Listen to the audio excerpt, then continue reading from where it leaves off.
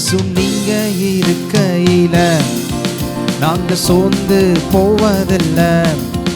இயேசு நீங்க இருக்கையில நாங்க சோர்ந்து போவதில்ல. நீங்க எல்லாமே பார்த்து கொள்வீங்க, நீங்க எல்லாமே பார்த்து கொள்வீங்க, நீங்க எல்லாமே பார்த்து கொள்வீங்க, நீங்க எல்லாமே பார்த்து கொள்வீங்க. இயேசு நீங்க இருக்கையில நாங்க சோர்ந்து போவதில்லை. இயேசு நீங்க இருக்கையில நாங்க சோர்ந்து போவதில்லை. நீங்க எல்லாமே பார்த்து கொள்வீங்க, நீங்க எல்லாமே பார்த்து கொள்வீங்க, நீங்க எல்லாமே பார்த்து கொள்வீங்க, நீங்க எல்லாமே பார்த்து கொள்வீங்க. சமாதான காரணர் நீங்க தானே, சர்வ வல்லவரும் நீங்க தானே. சமாதான காரணர் நீங்க தானே, சர்வ வல்லவரும் நீங்க தானே. இயேசு நீங்க இருக்கையில நாங்க சோர்ந்து போவதில்லை. இயேசு நீங்க இருக்கையில நாங்க சோர்ந்து போவதில்லை. நீங்க எல்லாமே பார்த்து கொள்வீங்க, நீங்க எல்லாமே பார்த்து கொள்வீங்க, நீங்க எல்லாமே பார்த்து கொள்வீங்க, நீங்க எல்லாமே பார்த்து கொள்வீங்க. அதிசய தேவன் நீங்க தானே, ஆலோசனை கர்த்தர் நீங்க தானே. அதிசய தேவன் நீங்க தானே, ஆலோசனை கர்த்தர் நீங்க தானே. இயேசு நீங்க இருக்கையில நாங்க சோர்ந்து போவதில்லை. இயேசு நீங்க இருக்கையில நாங்க சோர்ந்து போவதில்லை. நீங்க எல்லாமே பார்த்து கொள்வீங்க, நீங்க எல்லாமே பார்த்து கொள்வீங்க, நீங்க எல்லாமே பார்த்து கொள்வீங்க, நீங்க எல்லாமே பார்த்து கொள்வீங்க. இருளிக்கும் வெளிச்சம் நீங்க தானே, ரட்சிப்பின் தேவன் நீங்க தானே. இருளிக்கும் வெளிச்சம் நீங்க தானே, ரட்சிப்பின் தேவன். இயேசு நீங்க இருக்கையில நாங்க சோர்ந்து போவதில்லை. இயேசு நீங்க இருக்கையில நாங்க சோர்ந்து போவதில்லை. நீங்க எல்லாமே பார்த்து கொள்வீங்க, நீங்க எல்லாமே பார்த்து கொள்வீங்க, நீங்க எல்லாமே பார்த்து கொள்வீங்க, நீங்க எல்லாமே பார்த்து கொள்வீங்க. எல்லாமே எனக்கு நீங்க தானே, எனக்குள் வாழ்பவரும் நீங்க தானே. எல்லாமே எனக்கு நீங்க தானே, எனக்குள் வாழ்பவரும் நீங்க தானே. இயேசு நீங்க இருக்கையில நாங்க சோர்ந்து போவதில்லை. இயேசு நீங்க இருக்கையில நாங்க சோர்ந்து போவதில்லை. நீங்க எல்லாமே பார்த்து கொள்வீங்க, நீங்க எல்லாமே பார்த்து கொள்வீங்க, நீங்க எல்லாமே பார்த்து கொள்வீங்க, நீங்க எல்லாமே பார்த்து கொள்வீங்க. வழியும் சத்தியமும் நீங்க தானே, வாழ்வளிக்கும் தேவன் நீங்க தானே. வழியும் சத்தியமும் நீங்க தானே, வாழ்வளிக்கும் தேவன் நீங்க தானே. இயேசு நீங்க இருக்கையில நாங்க சோர்ந்து போவதில்லை. இயேசு நீங்க இருக்கையில நாங்க சோர்ந்து போவதில்லை. நீங்க எல்லாமே பார்த்து கொள்வீங்க, நீங்க எல்லாமே பார்த்து கொள்வீங்க, நீங்க எல்லாமே பார்த்து கொள்வீங்க, நீங்க எல்லாமே பார்த்து கொள்வீங்க. இயேசு நீங்க இருக்கையில நாங்க சோர்ந்து போவதில்லை. இயேசு நீங்க இருக்கையில நாங்க சோர்ந்து போவதில்லை. நீங்க எல்லாமே பார்த்து கொள்வீங்க, நீங்க எல்லாமே பார்த்து கொள்வீங்க, நீங்க எல்லாமே பார்த்து கொள்வீங்க, நீங்க எல்லாமே பார்த்து கொள்வீங்க. இயேசு நீங்க இருக்கையில நாங்க சோர்ந்து போவதில்லை. இயேசு நீங்க இருக்கையில நாங்க சோர்ந்து போவதில்லை. நீங்க எல்லாமே பார்த்து கொள்வீங்க, நீங்க எல்லாமே பார்த்து கொள்வீங்க, நீங்க எல்லாமே பார்த்து கொள்வீங்க, நீங்க எல்லாமே பார்த்து கொள்வீங்க, நீங்க எல்லாமே பார்த்து கொள்வீங்க, நீங்க எல்லாமே பார்த்து கொள்வீங்க, நீங்க எல்லாமே பார்த்து கொள்வீங்க, நீங்க எல்லாமே பார்த்து கொள்வீங்க.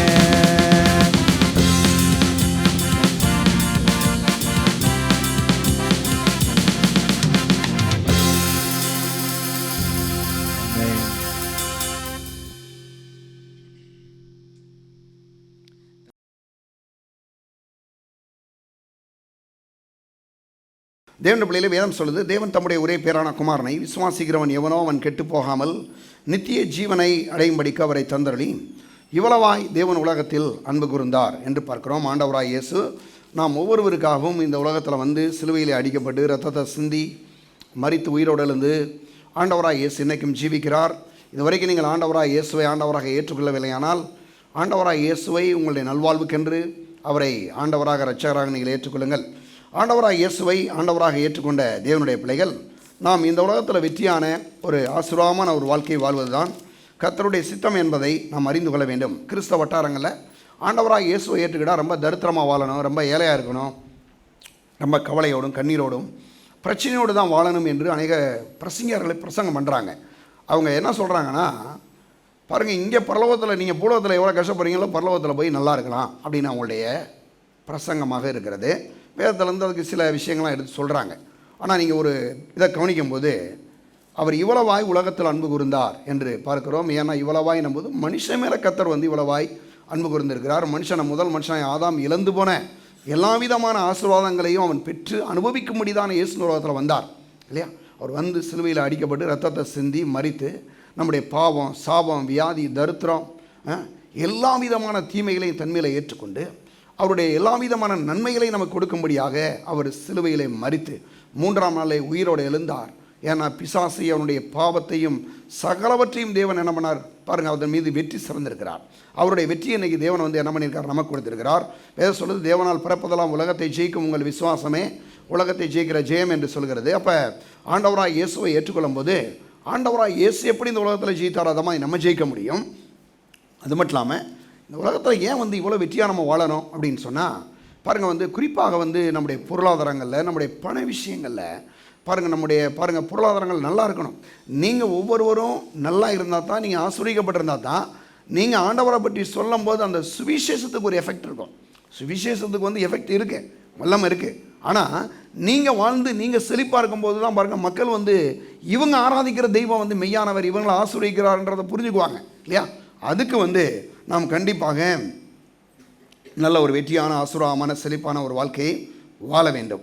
அது மட்டும் இல்லாமல் எல்லா தேவைகளுமே இந்த உலகத்தில் தான் சந்திக்கப்படணும். நல்ல ஒரு பாருங்கள், இன்றைக்கி பிள்ளைகளை போய் நல்ல ஒரு ஸ்கூலில் படிக்க வைக்கணும், நல்ல ஒரு வீட்டில் குடியிருக்கணும், பிள்ளைகளுக்கு ஃபீஸ் கட்டணும், அல்லது நல்ல ஒரு துணி எடுத்துக்கணும். இல்லைன்னு சொல்லப்போனால் நிறையா வீட்டுக்கு என்னென்னமோ தேவைப்படுது இல்லையா? எவ்வளவோ தேவைப்படுது, எல்லாத்தையும் நம்ம வாங்குகிறோம் இல்லையா? வாங்கும்போது அப்போ எல்லாவற்றுக்கும் என்ன தேவைப்படுதுன்னா பணம் தேவைப்படுது. அப்போ பணம் தேவைப்படுதுன்னா அந்த பணத்தை வந்து கர்த்தர் கொடுக்குறாருன்றதை நம்பணும், விசுவாசிக்கணும். அப்படி தானே? அப்போ வந்து பாருங்கள், இதை பற்றி வேதம் சொல்லுது. ஏன் அநேகருக்கு வந்து இந்த மாதிரி ஒரு செழிப்பை அவங்களால் போதிக்க முடியலை அப்படின்னா பாஸ்டர்களே தோல்வியாக வாழ்கிறாங்க. நான் பார்த்த வரைக்கும் பாஸ்டர்களே எப்படி இருக்கிறாங்கன்னா, ஒரு மாதிரி ஒரு ஏதாவது யாராவது கொடுத்துருவாங்களா, ஏதாவது கிடச்சிருமா அப்படின்ற ஒரு திங்கிக்கில் தான் இருக்காங்களே தவிர இவங்க ஏதாவது கொடுக்க முடியுமான்னு எதிர்பார்க்கறதில்ல. இவங்கள்ட்ட என்ன இருக்குது கொடுக்கறதுக்கு அப்படின்னா, நான் சொல்கிறேன், தேவனுடைய வார்த்தையை உங்களுக்கு கொடுத்தாவே நீங்கள் ஆசீர்வதிக்கப்பட்டுருவீங்க. உலகத்தில் எந்த ஒரு ஆசீர்வாதத்தையும் கொண்டு வரக்கூடிய வல்லமை எங்கே இருக்குன்னா தேவனுடைய வார்த்தைக்குள்ளே இருக்குது. அப்போ இதை வந்து கொடுக்கணும் இல்லையா? இதை கொடுக்கணும். இதை உட்காந்து பாருங்கள், படிக்கணும், அதுக்கு ஜாம் பண்ணணும். நேற்று நைட்லாம் பாருங்கள் 2 மணிக்கு எழுந்திரிச்சிட்டேன், கொஞ்சம் ப்ரிப்பேர் பண்ண வேண்டியிருந்துச்சு. 2 மணிக்கு பாருங்கள் நைட்டு எழுதியாச்சு, எழுதிட்டு திரும்ப எனக்கு கொஞ்சம் ப்ரிப்பேர் பண்ணணும். 2 மணிக்கு முழி போச்சு, திரும்ப 2 மணியில் உட்காந்து பாருங்கள் பைபிள் எடுத்து அப்படியே கொஞ்சம் நேரம் உருட்டிகிட்டே இருந்தேன். பாருங்கள் ஒரு 3:30 மணிக்கிட்ட ஆயிடுச்சுன்னு நினைக்கிறேன். ஏன்னா இது வந்து எனக்கு ரெகுலராகவே இது மாதிரி பாருங்கள் நிறையா படிக்க வேண்டியிருக்கு. இல்லை போய் ஏதாவது ஒரு காசு சொல்லிட்டு வந்துடுவோம், பண்ணவே முடியாது. ஏன்னா வேலை செய்யும் போது தான் பாருங்கள் அதுக்கான ஒரு ரெஸ்பான்ஸே இருக்குது இல்லையா? அப்போ இதெல்லாம் பாருங்க படிக்கிறோம். அப்புறம் ஜனங்களுக்கு இதை சொல்லும்போது அதை விசுவாசிக்கக்கூடிய அளவுக்கு பிரசங்கிக்கிறது இல்லை. இவங்க என்ன பண்ணிடுறாங்கன்னா, இவங்க போய் இவங்களுடைய பிரச்சனையும் கஷ்டங்களையும் அப்படின்னு போய் சொன்னோன்னா மக்களுக்கு பார்க்குறாங்க, பாசே பாருங்கள் வாழலாங்க, அப்புறம் என்னங்க இவர் சொல்லி என்ன கேட்க போகுது. நீங்கள் கர்த்தரை விசுவாசித்தீங்கன்னா அது நடக்கும். நீங்கள் விசுவாசிக்கும் போது கண்டிப்பாக நடக்கும். நான் சொல்கிறேன், இங்கே இருக்க தேவனுடைய பிள்ளைகளே, நீங்கள் ஒருவேளை இன்றைக்கி உங்களுடைய பொருளாதாரங்களில் நீங்கள் கஷ்டப்பட்டுட்டு இருக்கலாம். ஒருவேளை உங்களுடைய சம்பாத்தியங்கள் உங்களுக்கு பத்தாமல் கூட இருக்கலாம். உங்களுக்கு சில தேவைகள் இருக்கலாம்.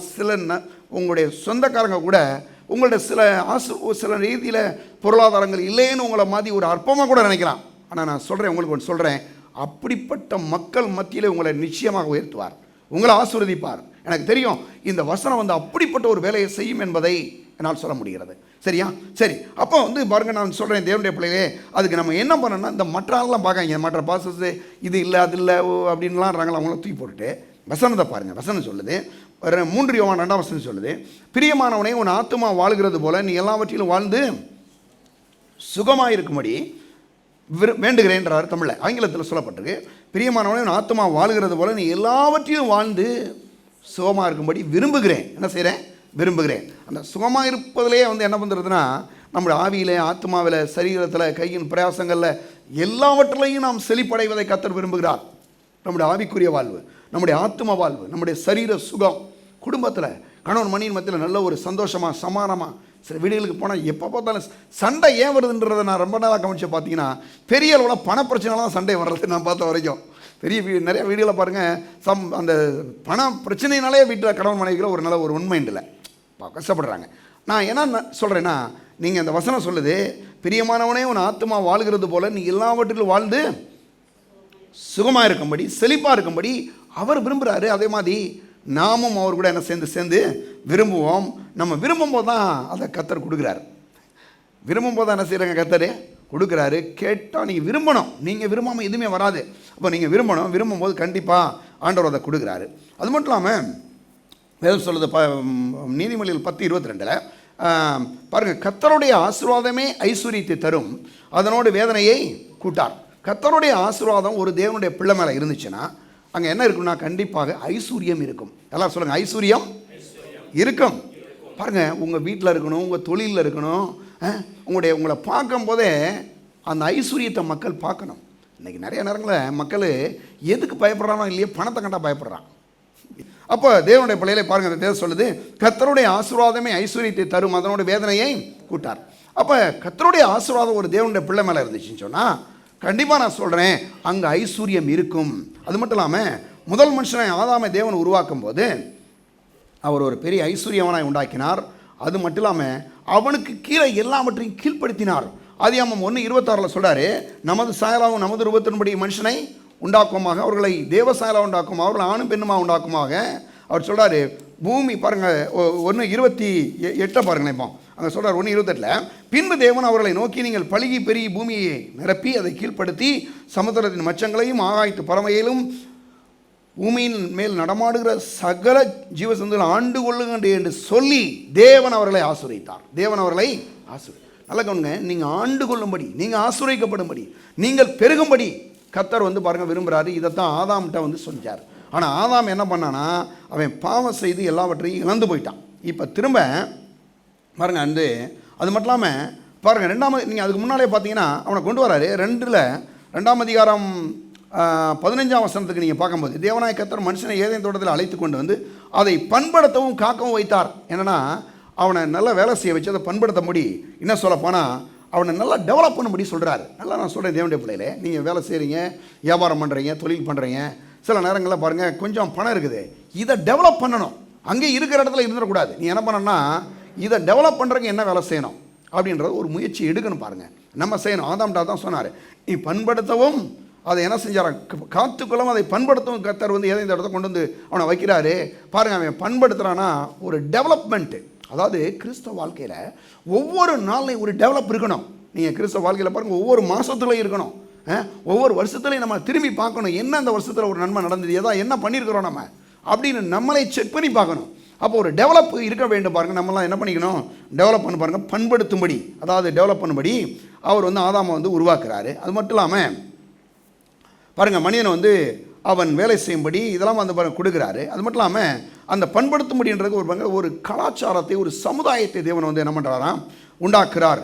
அங்கே அவனுக்கு வந்து ஒரு சமுதாயத்தையும் ஒரு கலாச்சாரத்தையும் அவன் ஏற்படுத்தும்படியாக, அதாவது வந்து சரி ஆதாம்கிட்ட சொல்கிறாரு, நீ இப்போ வந்து ஏதேன் தோட்டத்தை கொடுத்தாச்சு ஆண்டவரே, இப்போ என்ன பண்ணணும், இவன் போய் நல்லா பண்படுத்தணும், அது நல்லா காத்துக்கொள்ளணும் இல்லையா. ஆனால் என்னன்னா கடைசி இவன் பிசாசுடைய பேச்சை கேட்டு என்ன பண்ணிட்டான்னா போய் நல்லா இருந்த உலகத்தை கெடுத்து போட்டான். அதனால தான் இன்றைக்கி இவ்வளவு பிரச்சனை, பணப்பிரச்சனை வந்து பாருங்கள் எவ்வளோ பிரச்சனைகள். ஆனால் நான் சொல்கிறேன், நீங்களும் நானும் இந்த பண பிரச்சனையை ஜெயிக்க முடியும். ஏன்னா வேதம் சொல்லுது, தேவனால் பிறப்பதெல்லாம் உலகத்தை ஜெயிக்கும், உங்கள் விசுவாசமே உலகத்தை ஜெயிக்கிற ஜெயம். இன்னைக்கு நீங்கள் ஒருவேளை உங்கள் வாழ்க்கையில் கடன் இருக்குமா, அந்த கடனை கர்த்தர் மாற்றி போடுவார் நிச்சயமாக. உங்களை நீயோ கடன் வாங்காதிருப்பாய், அநேக ஜாதிகளுக்கு நீ கடன் கொடுப்பாயின்றாரு.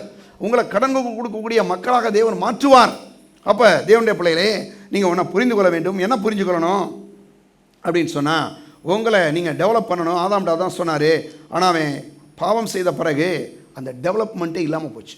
அவனுக்கு வந்து ஒரு நல்ல வெற்றியான ஒரு வாழ்க்கையை அவனால் வாழ முடியல. அது மட்டும் இல்லாமல் இப்போ திரும்ப ஆண்டவராக இயேசு வந்து இந்த உலகத்தில் வந்து அவர் ஆதாம் இழந்து போன எல்லாவற்றையும் இந்த உலகத்தில் கொடுக்கும்படியாக வந்தார்.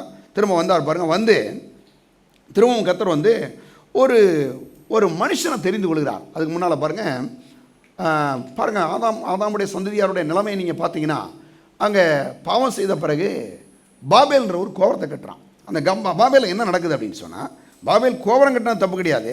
அந்த கோபுரத்தில் என்ன பிரச்சனை அப்படின்னா, மனுஷனுடைய பெருமையையும் அவனுடைய கீழ்ப்படியாமையும் அவனுடைய பாருங்கள் எல்லா விதமான அந்த அகங்காரத்தையும் காட்டுது அவனை பற்றி. ஏன்னா அவன் கட்டினது என்ன சொல்கிறான்னா, நமக்கு பேர் உண்டாக அதை என்ன செய்வோன்றான். என்றைக்குமே ஒரு விஷயத்தை கவனிங்க, கர்த்தர் நம்மளை ஆசீர்வதிக்கும் போது எவ்வளவுதான் ஆசீர்வதிக்கப்பட்டாலும் ஒரு நாள் நம்மளை காமிக்கணும், நம்ம பெரியாளுன்ற மாதிரி ஒரு திங்கிங் வரவே கூடாது. அந்த மாதிரி ஒரு இடத்துக்கு போயிடவே கூடாது. பாருங்கள், ஏன் போகக்கூடாதுன்னா பிசாசு அப்படி தான் இருப்பான். பாருங்கள், நம்ம வந்து எவ்வளோ ஒரு இல்லாமல் ஒரு நிலைமையில் இருந்திருக்கிறோம், கடவுள் நம்மளை ஆசீர்வதிச்சிருக்கிறாரு, உயர்த்திருக்கிறார். பாருங்கள், அன்றைக்கி பாபேலில் ஏற்பட்ட ஒரு விஷயம் என்னென்னா, அவர் வந்து ஆண்டவர் சொல்கிறாரு, நீங்கள் பூமி எங்கும் என்ன செய்யுங்க, பழுகி பெருகி பூமியை நிரப்புங்கன்னு சொன்னால், இவன் ஒரே இடத்துல உட்காந்துட்டு ஒரு கோபுரத்தை கட்டிட்டு இங்கேயே நமக்கு பேர் உண்டான்னு சொல்லிட்டு இருக்கிறான். இது கடவுளை திருத்துக்கு விரோதமான ஒன்று. அப்போ இங்கே நீங்கள் ஒன்று கவனிச்சிங்கன்னா, அந்த பாபேலில் அவங்க கட்டின கோபுரத்தில் என்ன பிரச்சனை, மனுஷனுடைய பெருமையும் அவனுடைய கீழ்ப்படியாமையும் அவனுடைய கர்வத்தையும் அது காட்டுகிறது. அப்போ நான் சொல்கிறேன், தேவனுடைய பிள்ளைகளே, அவை எல்லாத்தையும் முதல்ல நமக்கு கூட அப்படியெல்லாம் இதாக இருந்துச்சுன்னா தூக்கி போட்டுடணும். பாருங்கள், எதுக்கு கடவுள் வந்து நம்மளை ஆசீர்வதிக்கிறதெல்லாம் இயேசுவை காட்டும்படி. யாரை காட்டும்படி? இன்றைக்கி நம்ம வந்து நல்லா ஏதாவது நம்மகிட்ட ஒன்று இருக்குன்னு வச்சுங்களேன், இயேசுவை காட்டணுங்க. யார் கொடுத்தது? அவர் கொடுத்ததுங்க. நான் சொல்கிறேன், உங்கள்கிட்ட சொல்கிறேன், இந்த ஊருக்கு நான் வரும்போது ஒரே ஒரு 150 ரூபா கொண்டு வந்தேன். இப்போ மதுரையில் ஒரு 150 ரூபா கொண்டு வந்தேன். ஆனால் நான் சொல்கிறேன், இதை வச்சு நீங்கள் என்ன பண்ணிடுவீங்க?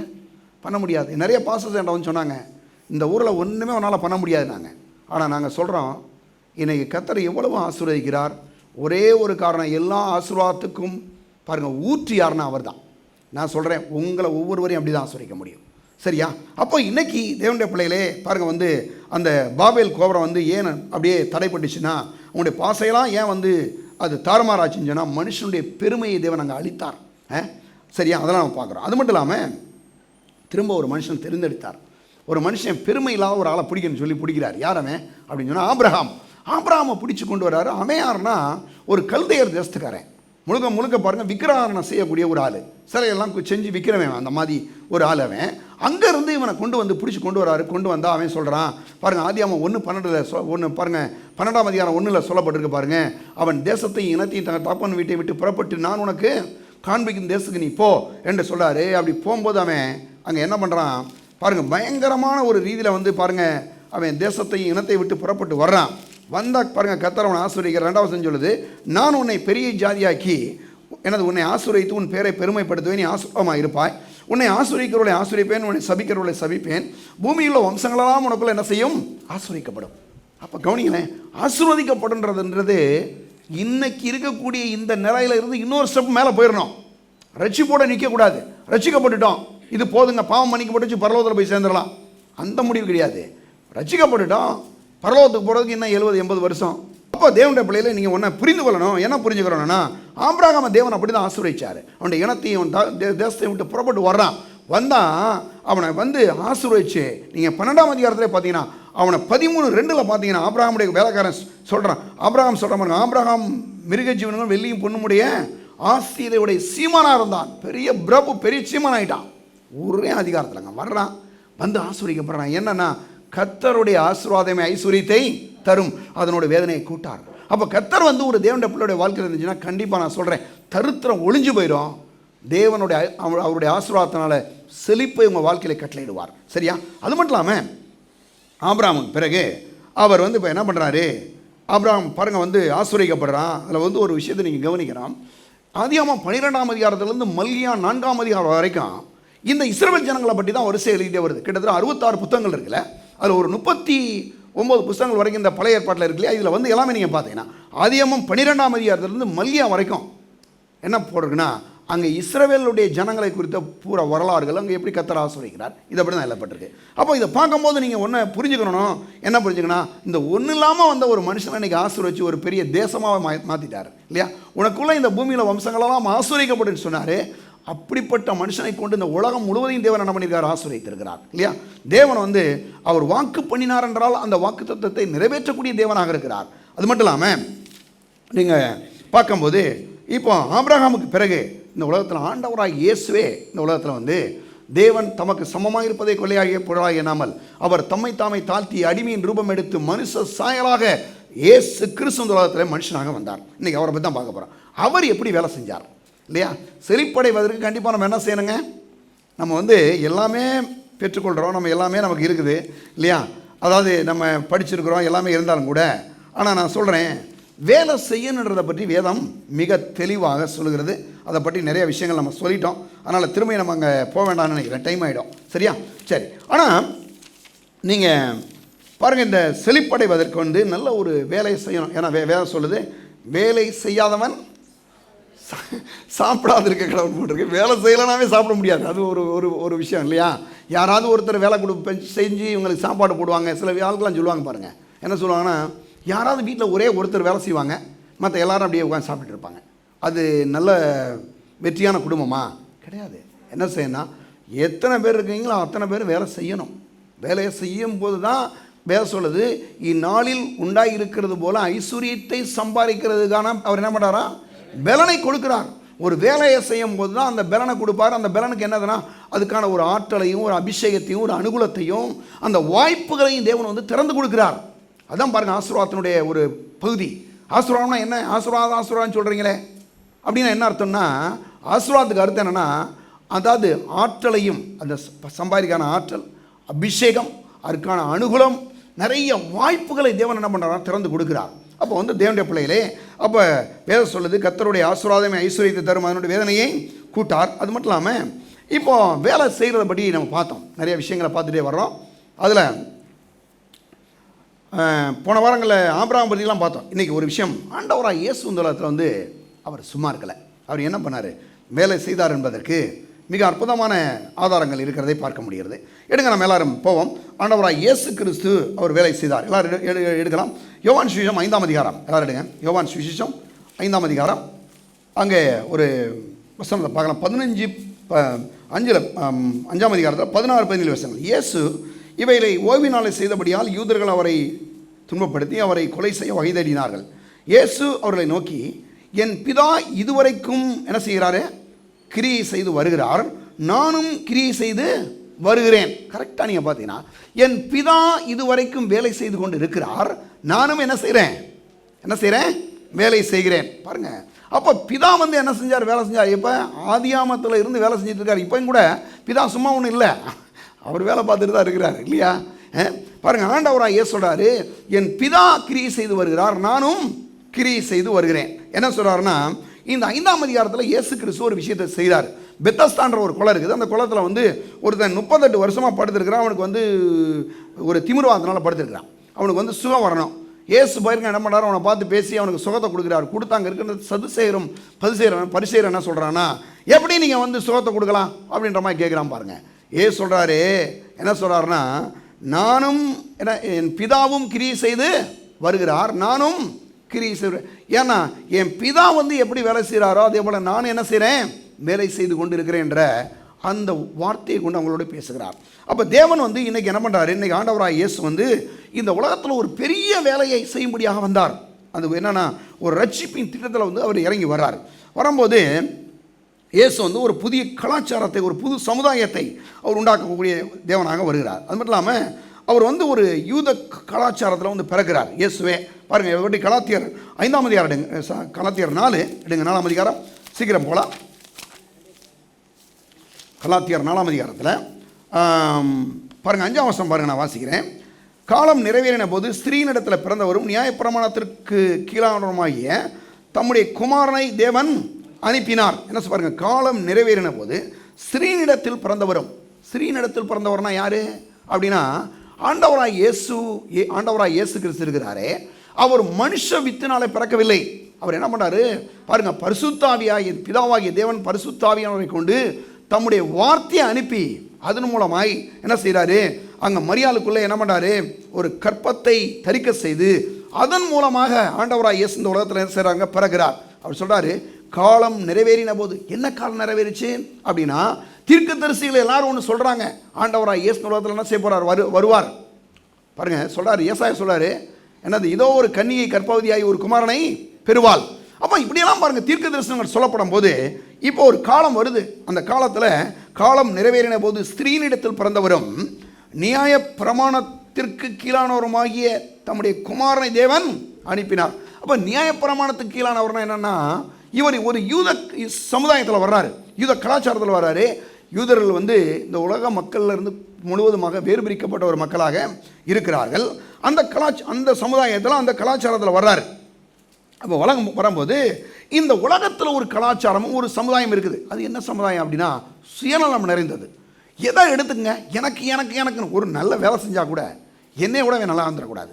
நீங்கள் பார்த்துருங்க, சில இடங்களில் நல்ல ஸ்கூலில் பார்த்தீங்கன்னாலும் சரி, இல்லை அஃபிஷியலாக நீங்கள் ஒர்க் பண்ணாலும் சரி, வியாபாரங்களாக இருந்தாலும் சரி, என்னென்னா இவங்கள மேலே விட்டுறக்கூடாது, இவங்களை எப்படியா தடை பண்ணிடணும் அப்படின்னு சொல்லி ஏதாவது ஒன்றுக்கு ரெண்டாக போய் சொல்லிக் கொடுக்குறது, ஒரு மாதிரி தடை பண்ணுறது, என்னத்தையும் அவனை கலாட்டா பண்ணி விடுறது. பாருங்கள், ஏன்னா இந்த சமுதாயம் வந்து ஒரு சுயநலம் நிறைந்த ஒரு சமுதாயம். சபைக்கு பட்டங்க நிறைய இடங்களில் நான் பார்க்குறேன் பாருங்க, சில இடங்களில் சபையில் வராமல் இருக்க காரணம் விசுவாசியில் மக்கள் வரக்கூடாதுன்னு நினைக்கிறான். பிசாசு பாருங்கள் அவனுக்குள்ள சுயநலத்தை உண்டாக்கி வச்சிருக்கிறார். சில இடங்கள்லாம் பார்த்தீங்கன்னா யாராவது ஒரு ஆள் கொடுப்பாங்க பாருங்கள், என்ன பண்ணுவாங்கன்னா மற்றவங்களை கொடுக்க விடாமாக்குறது. சாத்தானுடைய ஒரு ஆவிங்க. ஏன்னா அந்த ஆட்கள் வந்து அவன் நல்லா இருந்து அவன் ஆசிரியப்படுறது யாருக்கு லாபம் தெரியுமா, ஆண்டவராக இயேசுவுக்கு லாபம். அது எவ்வளோ பெரிய அவருடைய நாமத்துக்கு ஒரு மகிமை. ஒரு ஏழை வர்றான், ஒரு கஷ்டப்படுறான், நீ கொஞ்சம் யோசிங்க. நீங்கள் அன்றைக்கி ஒரு சௌகரி சொல்கிறாங்க, எங்கள் வீட்டில் ஒரு வாரமாக சாப்பாடு இல்லாமல் தண்ணி குடிச்சிட்டு இருந்தேன், வெறும் தண்ணி. என் 2 பிள்ளைகளுக்கு சாப்பாடு கொடுக்க முடியல, நம்ம சபைக்கு வந்துட்டு இருக்கிறாங்க. அவங்க சொல்கிறாங்க, இந்த வாரத்தில் லட்சக்கணக்கான அளவுக்கு ஒரு பெரிய பிஸ்னஸ் ஸ்டார்ட் பண்ணுறேன்றாங்க. நேற்று தினம் என்கிட்ட பேசுங்க, ஆச்சரியப்பட்டேன் நானே.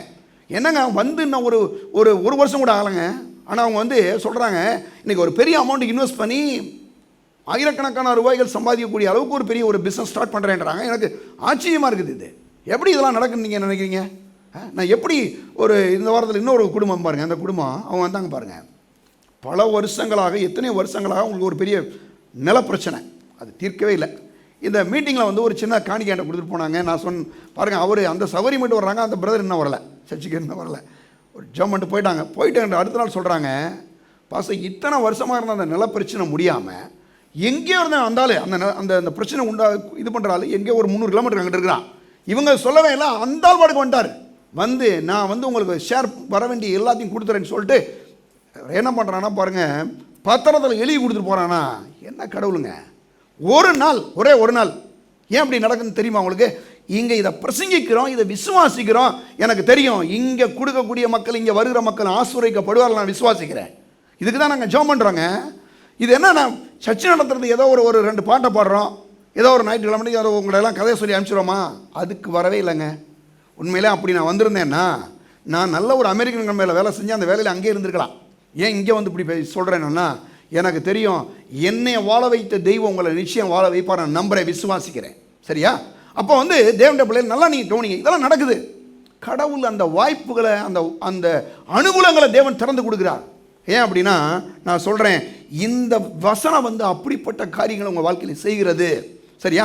அப்போ தேவனுடைய பிள்ளைகளே நல்லா கவனிங்க, சுயநலத்தை முதல்ல தூக்கி போட்டணும். அப்போ நம்ம என்ன பண்ணுறோன்னா, நான் சொல்கிறேன், இந்த மாதிரி இந்த உலகத்தில் இருக்கக்கூடிய சமுதாய மக்கள் இருக்கே, கலாச்சார மக்கள், போட்டிகளும் பொறாமைகளும் எவனுமே நல்லா இருக்கக்கூடாது, நம்ம மட்டும்தான் நல்லா இருக்கணும். ஏன்னா சில குடும்பங்கள்லாம் நம்ம பார்ப்போம், ஏதோ ஒரு ஃபங்க்ஷன் நடக்குது அப்படின்னா அந்த கொஞ்சம் நல்லா இருக்கிறவங்கள தான் எல்லாரும் அப்படி சூழ்ந்துருப்பாங்க. யாராவது அதில் ஒரு கஷ்டப்பட்டு யாராவது வேலை இருந்தால் அவனை கண்டுக்கிறே கிடையாது, அவனை மட்டையில அடிக்கிறது. இவங்க போய் அங்கே நிற்க கூட விடுறதில்ல. சாத்தான் பாருங்க ஒரு சுயநலத்தை உண்டாக்கி இப்படிலாம் உண்ணலாமாக்குறான். ஆனால் நான் சொல்கிறேன், ஆண்டவராய் இயேசுவை ஏற்றுக்கொள்ளும் போது அப்படிப்பட்ட மக்கள் மத்தியிலே உங்களை உயர்த்தக்கூடிய ஒரு தெய்வம் இருக்கிறார், அவர்தான் இயேசு. உங்களுடைய வாழ்க்கை அப்படி மாற்றிடுவார், எனக்கு தெரியும். ஏன்னா இந்த தேவன் அப்படிப்பட்ட ஒரு தேவனாக இருக்கிறார். அப்போ இந்த உலக மக்கள் எப்படிப்பட்டவங்கள சுயநலம் நிறைந்த ஒரு மக்களாக இருக்கிறாங்க. அது மட்டும் இல்லாமல் யூத மக்களை நீங்கள் எடுக்கும்போது அவங்களுக்கு சில பிரமாணங்களை கொடுக்குறாரு. 10 கற்பனை கொடுத்தாரு. 10 கற்பனையில் நீங்கள் பார்த்தீங்கன்னா இந்த 10 கற்பனை இவங்க என்ன பண்ணாங்கன்னு உங்களுக்கு தெரியுமா? 613 கற்பனை அவங்க மாற்றிட்டாங்க. மாற்றி அது மாதிரி இவங்க என்ன பண்ணுறாங்க, வாழ்கிறாங்க பாருங்கள், எல்லாமே செய்கிறாங்க. அவங்க சாப்பிட்றது, அவங்க போகிறது, அவங்க வர்றது எல்லாத்துக்கும் இருந்துச்சுங்க. அப்போ இவங்களுடைய கலாச்சாரமே எப்படிப்பட்டதாக இருக்குன்னா, அந்த நியாயப்பிரமாணம் என்ன சொல்லுதோ அதன்படியே என்ன செய். அதனால தான் பாருங்கள் சொல்கிறாரு, அவர் காலம் நிறைவேறின போது ஸ்திரீனிடத்தில் பிறந்தவரும் நியாயப்பிரமாணத்திற்கு கீழானவரும் ஆகிய என்னது தம்முடைய குமாரனை தேவன் அனுப்பினார். அவர் அந்த கலாச்சாரத்தில் அந்த சமுதாயத்தில் வராரு. அதில் இன்னும் பார்த்தீங்கன்னா இந்த யூத மக்கள் இந்த உலகத்திலிருந்து வேறு பிரிக்கப்பட்ட மக்களாக இருக்கிறார்கள். அது மட்டும் இல்லாமல் பாருங்கள் சொல்லப்பட்டிருக்கு, கர்த்தர் என்ன சொல்லுகிறாரோ அதை மட்டும்தான் அந்த மக்கள் செய்கிறாங்க. அதனால தான் யூதர்கள் பெரிய விஞ்ஞானிகளாக இருக்கிறாங்க. நிறைய அவங்க எல்லாம் பாருங்கள், எப்படி கடன் கூட வாங்குறலாம் பாருங்கள். இந்த நாட்டில் ஒரு யூதர்களை நீங்கள் எடுத்துக்கிட்டீங்கன்னா சிலர்லாம் சொல்கிறாங்க, நீங்கள் பிளைன்லாம் போகும்போது எல்லாரும் பாருங்கள் கிரெடிட் கார்டை யூஸ் பண்ணி டிக்கெட் எடுப்பானா. ஆனால் யூதர்கள் மட்டும் என்ன பண்ணுவானா பாருங்கள், எப்பயுமே கேஷ் வச்சுருப்பானா. உள்ள அப்படி பாக்கெட்டில் உள்ள கோட்டுக்குள்ளே விட்டுட்டு எடுத்து இந்த எத்தனை 1000 வந்தால் வச்சுக்கப்போ எனக்கு உடனே அப்படி கொடுப்பானா பாருங்கள். ஏன்னா அவங்க இந்த ஆபிரகாமுடைய சந்ததியில் வந்ததுனால இவங்களை கர்த்தர் ஒரு வேறு பிரிக்கப்பட்ட மக்களாக இருந்ததுனால இவன் என்ன பண்ணுறான், ரொம்ப சூப்பராக இருக்கிறான். அந்த ஒரு கலாச்சாரத்தில் அந்த ஒரு சமுதாயத்தில் இயேசு வருகிறார். ஏன்னா அப்படி ஒரு அற்புதமான ரீதியில் அவர் என்ன பிறந்து அவர் என்ன பண்ணுறார், வளர்க்கப்படுகிறார். அது மட்டும் இல்லாமல் இப்பொழுது இயேசு எப்படி இருக்கிறாருன்னா, அவருடைய வம்ச வரலாறை நீங்கள் பார்த்தீங்கன்னாவே இயேசு கிறிஸ்துடைய வம்ச வரலாறை பார்க்கும்போது, ஏன்னா அவர் ஸ்திரீனிடத்தில் பிறந்தவரும் நியாயப்பிரமாணத்திற்கு என்னது கீழானவருமாய் இருக்கிறார் என்று சொல்லப்பட்டிருக்கு. இப்போ நம்ம 2 விஷயத்தை இன்றைக்கி பார்க்க போகிறோம். இயேசுடைய பிறப்புலையும் அவருடைய வளர்ப்புலையும் அவருடைய வேலை செஞ்சாரா வேலை செய்யலையா. ரொம்ப பேருக்கு பாருங்க அவர் சும்மா இருந்து பார்ப்போன்ற மாதிரி நினைக்கிறேன். இல்லை, அப்படி என்ன பண்ணார் இன்றைக்கி பார்க்க போகிறோம். எடுங்க இதை பற்றி ஆண்டவராக இயேசு பிறக்கும்போது மத்தேயு சுவிசேஷம் 1ஆம் அதிகாரத்தில் இருந்து நீங்கள் கொஞ்சம் பார்க்கும்போது அப்படி உள்ளே போவோம். நம்ம எடுங்க மத்தேயு சுவிசேஷம் 1ஆம் அதிகாரம். இந்த 1ஆம் அதிகாரத்தை படித்தாவே ரொம்ப பேருக்கு கோபமாக வரும். என்ன பிரச்சனைனா அங்கே என்ன சொல்லுதுன்னு பாருங்களேன். பூரா வரிசையாக பாருங்களேன், ஆபிரகாமின் குமாரனாகிய தாவீதின் குமாரனாகிய இயேசு கிறிஸ்துவின் வம்ச வரலாறு. இந்த வம்ச வரலாறுன்னு சொல்லும்போது இதெல்லாம் நமக்கு தேவையா அப்படின்னு சிலருடைய கேள்வி. இதெல்லாம் படித்து நம்ம என்ன தான் செய்ய போகிறோம் அப்படின்னா, அவர் ஒரு நோக்கத்தோடு தான் இந்த விஷயத்தை எழுதியிருக்கிறார். இங்கே சொல்லப்பட்டிருக்கு, ஆபிரகாமின் குமாரனாகிய தாவீதின் குமாரனாகிய இயேசு கிறிஸ்துனுடைய வம்ச வரலாறு. இவர் ஒரு யூத சமுதாயத்தில் பிறந்தார் என்பதற்கு மத்தேயு மிக அற்புதமாக இங்கே கொண்டு வரார். என்ன சொல்கிறாரு, ஆபிரகாம் ஈசாக்கை பெற்றான், ஈசாக்கு யாக்கோபை பெற்றான், யாக்கோபு யூதாவையும் அவன் சகோதரரையும் பெற்றான் அப்படின்னா போட்டிருக்கு. அப்போ ஒரு பெரிய சந்ததி இவர் யார், இவர் ஒரு யூத முறைப்படி வருகிறார். இவர் யூத கலாச்சாரத்தில் யூத சமுதாயத்தில் பிறந்தவர். ஏன்னா இவர் அந்த நியாயப்பிரமாணத்தின்படி வாழ்ந்த ஒரு மனுஷனாக ஆண்டவராக இயேசு வருகிறார் என்பதை இங்கே இவர் ஒரு ஆபிரகாமன் சந்ததி அப்படின்ற ஒரு காரியத்தை விளக்கும்படி இங்கே மத்தேயு இதை எழுதுகிறார். வம்ச வரலாறுல 2 விஷயங்கள் இருக்குது. இதை லூக்கா என்ன சொல்கிறாருன்ற பார்ப்போம். எடுங்க லூக்கா சுவிசேஷம். ஓகே, லூக்கா சுவிசேஷம் 3ஆம் அதிகாரத்தில் அங்கேயும் ஒரு வம்ச வரலாறு லூக்கா சொல்கிறார். என்ன சொல்கிறாருன்னு பார்ப்போம். லூக்கா சுவிசேஷம் 23ஆவது வசனத்தில் அவர் 3:23 அப்பொழுது இயேசு ஏறக்குறைய 30 வயதில் ஆனார். அவர் யோசேப்பின் குமாரன் எண்ணப்பட்டார். அந்த யோசேப்பு ஏலியின் குமாரன். நீங்கள் அப்படியே வந்தீங்கன்னா ஏலி மாத்தாத்தின் குமாரன், மாத்தாத்தி லேவியின் குமாரன், லேவி மெல்கியின் குமாரன், மெல்கி யானாவின் குமாரன், யானா யோசேப்பின் குமாரன். நீங்கள் ஒரு வம்ச வரலாறு வந்துகிட்டே இருக்கிறார். இது ஒரு வம்ச வரலாறு. நல்ல நீங்கள் இந்த 2 வம்ச வரலாறுக்கு ஒரு வித்தியாசம் இருக்குது. என்னென்னா மத்தேயு சுவிசேஷத்தில் அவர் என்ன சொல்கிறாரு, இயேசு கிறிஸ்து ஒரு யூத கலாச்சாரத்தில் யூத சமுதாயத்தில் வந்தவர் என்பதை காட்டுறாரு. ஆனால் லூக்காவில் வரும்போது இவர் என்ன சொல்கிறாரு, இவர் எங்கே முடிக்கிறார் பாருங்கள். அவர் எங்கே ஆரம்பிக்கிறாரு, ஆபிரகாமில் ஆரம்பித்து இயேசுல முடிக்கிறாரு. மத்தேயு நல்லா கவனிச்சுக்கணும். மத்தேயு எங்கே ஆரம்பிக்கிறாரு, ஆபிரகாமில் ஆரம்பித்து எங்கே முடிக்கிறாரு, இயேசுல வந்து முடிக்கிறாரு. லூக்கா எங்கே ஆரம்பிக்கிறாரு? இயேசுல ஆரம்பித்து ஆதாமில் முடிக்கிறாரு. எடுங்க இப்போ 30 அப்படியே நீங்கள் படிச்சிட்டிங்கன்னா 38ஆம் வசனம் பாருங்க. ஏனோஸ் சேத்தின் குமாரன், சேத் ஆதாமின் குமாரன், ஆதாம் தேவனால் உண்டாக்கப்பட்டவன் சொல்லி தமிழில் போட்டிருக்காங்க. ஆனால் சில மொழிபெயர்ப்பு என்ன சொன்ன, ஆதாம் தேவனுடைய குமாரன். அதான் சரி. ஆதாம் யாருங்க? தேவனுடைய குமாரன். அப்போ இந்த 2 விஷயங்களை வந்து என்ன சொல்கிறாரு அப்படின்னா, ஒன்று வந்து இவர் யூத முறையின்படி என்ன பண்ணிருக்கிறாரு, பிறந்திருக்கிறார், ஆபிரகாமுடைய சந்தையில் வந்திருக்கிறார். 2வது லூக்கா சொல்கிறாரு, இவர் ஒரு மனுஷனாக வந்தார். யார் இவர்? ஒரு மனுஷ பிரதிநிதியாக இயேசு வந்தார் அப்படின்றாரு. அப்போ இதுக்கு என்னது அந்த வசனம் நம்ம பார்த்தீங்கன்னா, அதாவது என்ன சொல்கிறாருன்னா, காலம் நிறைவேறின போது ஸ்திரீனிடத்தில் பிறந்தவரும் நியாயப்பிரமாணத்திற்கு கீழானவருமாகி இயேசுன்னு சொல்லப்பட்டிருக்கு. அப்போ இவர் யாருன்னா, இவர் யூதஸ் அந்த கலாச்சாரத்தில் அந்த சமுதாயத்தில் பிறந்திருக்கிறார். இவர் ஒரு என்னது பரிசுத்தமான ஒரு கூட்டத்துக்குள்ளே இருந்து வர்றாரு. 1. 2வது இவர் ஆதாமுடைய சந்ததியில் வர்றார். ஏன்னா ஆதாமுடைய சந்ததி தானே பாவத்தில் விழுந்துருச்சு. வேதம் சொல்லுது, முந்தின ஆதாம் எப்படி இருந்தானா, பாவம் செஞ்சுட்டான். ஆனால் பிந்தின ஆதாமாகிய இயேசு வந்து இந்த பாவத்தில் நம்ம விடுவிக்கும்படி வந்தார் என்று சொல்லப்பட்டிருக்கு. இப்போ இவர் என்ன பண்ணார், மனுஷனுடைய ஒரு பிரதிநிதியாக இந்த உலகத்தில் வர்றார். வந்து அவர் என்ன பண்ணுறாரு, பிறக்கிறார் பாருங்க. பிறக்கும்போது நேற்று தினம் ஏதோ ஒரு கிராமத்தில் போய் ஊழியம் செஞ்சுட்டு இருந்தோம். ஒரு அம்மா கேட்குது. அந்த அம்மா அந்த ரோமன் கத்தோலிக் பேக்ரவுண்டில் இருந்து அந்த அம்மாவை எவனோ ஏதோ பேசி பாவம் குழப்பிட்டான். அந்த அம்மா என்கிட்ட கேட்குது பாருங்க, அம்மா நீங்களாம் அந்த மரியாதை இல்லைன்னு சொல்லுவீங்களே, இயேசுவே அந்த அம்மா பெற்றுக்கலைன்னு சொல்லுவீங்கன்னு சொல்லிச்சு. நான் என்ன சொன்னேன், யார் சொன்னது அப்படின்னு கேட்டேன். நான் சொல்கிறேன், அந்த அம்மா தான் யாரு, அந்த அம்மா தான் பெற்றாங்க, அந்த அம்மா தான் தாயிங்க அப்படின்னு. ஆனால் என்ன நீங்கள் வேறு மாதிரி சொல்கிறீங்களே அப்படின்னாங்க. நான் சொன்னேன், இல்லை, பிதாவாகிய தேவன் தம்முடைய வார்த்தையை அனுப்பி பரிசுத்த ஆவியானவரை கொண்டு அந்த கண்ணியின் வயிற்றில் என்ன பண்ணுறார், இயேசுவை தேவன் பிறக்க செய்தார். அப்போ அந்த அம்மாவுக்கு என்ன பண்ணுறோம், கணத்தை செலுத்துகிறோம் இல்லையா? அது மட்டும் இல்லாமல் அவர் யோசேப்பின் குமாரன் எண்ணப்பட்டார். யோசேப்பின் குமாரன் கிடையாது, ரொம்ப கவனம் புரிஞ்சுக்கணும். யோசேப்பின் குமாரன் இல்லை, இவர் தேவகுமாரன். ஆனால் யோசேப்பின் குமாரன் எண்ணப்பட்டார். ஏன் குமாரன் எண்ணப்பட்டார்னா, இயேசு பிறந்ததுலேருந்து 30 வயசு வரைக்கும் வேதத்தில் எந்த ஒரு விஷயத்தையும் நீங்கள் பார்க்க முடியல. ஒரே ஒரு இடத்துல சொல்லப்பட்டிருக்கு இல்லையா? அவர் என்ன பண்ணிட்டு இருந்தார்ன்றதை பற்றி நம்ம கூட பார்க்கலாம். சரியா? அதில் வந்து எடுங்களேன், லூக்கா சுவிசேஷம் எடுங்க. அதாவது லூக்கா சுவிசேஷம் 3ஆம் அதிகாரத்திலேயே என்ன ஒரு விஷயத்தை லூக்கா சுவிசேஷம் 3:21 பாருங்களேன். 3:21 ஜனங்கள் எல்லாரும் ஞானஸ்தானம் பெற்ற போது இயேசுவும் ஞானஸ்தானம் பெற்று என்னது, ஜெபம் பண்ணுகையில் வானம் திறக்கப்பட்டது.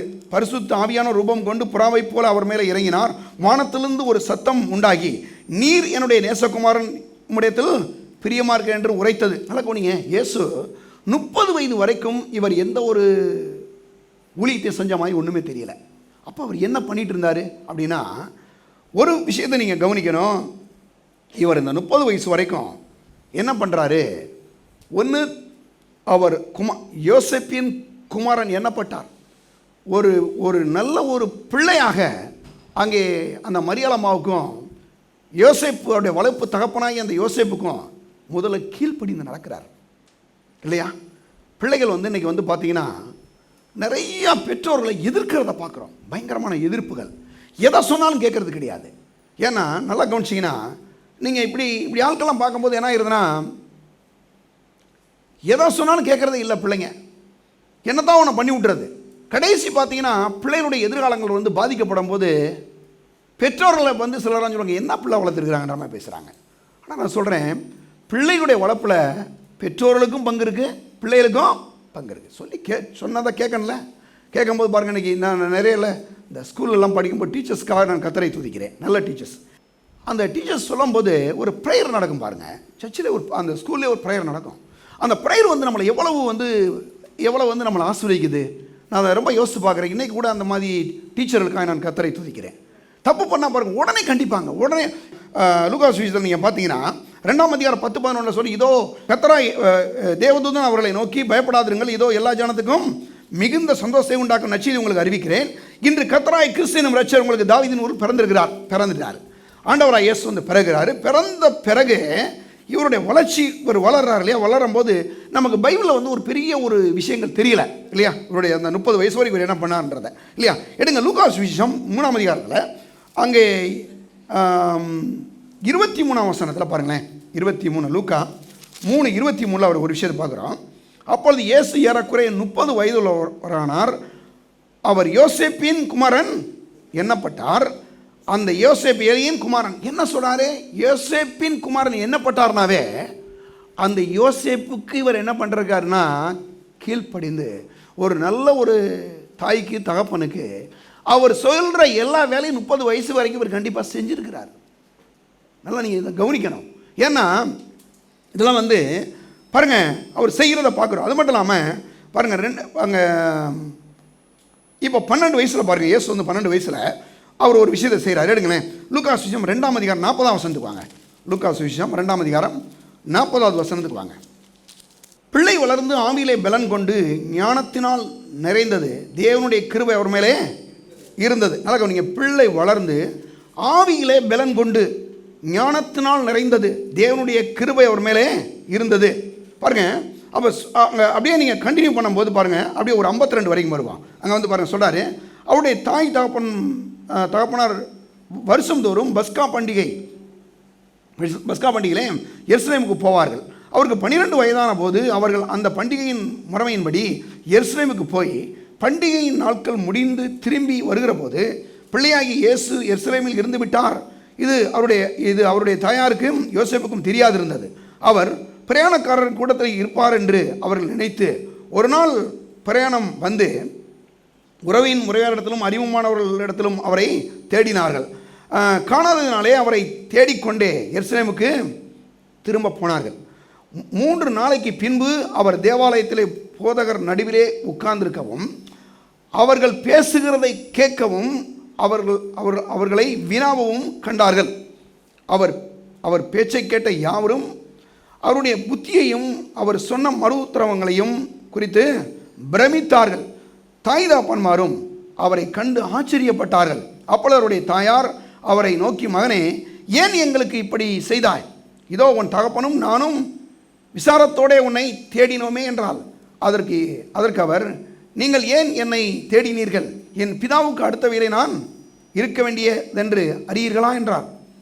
தங்களுக்கு அவர் சொன்ன வார்த்தையை அவர்கள் உணர்ந்து கொள்ளவில்லை. பின்பு அவர் அவர்களுடனே கூட போய் நாசரேத்திலிருந்து அவர்களுக்கு கீழ்ப்படிந்திருந்தார்.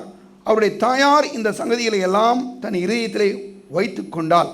இயேசுவானவர் ஞானத்திலும் வளர்த்தியிலும் தேவ கிருபையிலும் மனுஷ தயவிலும் விருத்தி அடைந்தார். நல்ல கவனிங்க, அப்பா அம்மாவுக்கு கீழ்ப்படுகிறதுனால ஒரு லாபம் என்ன தெரியுமா?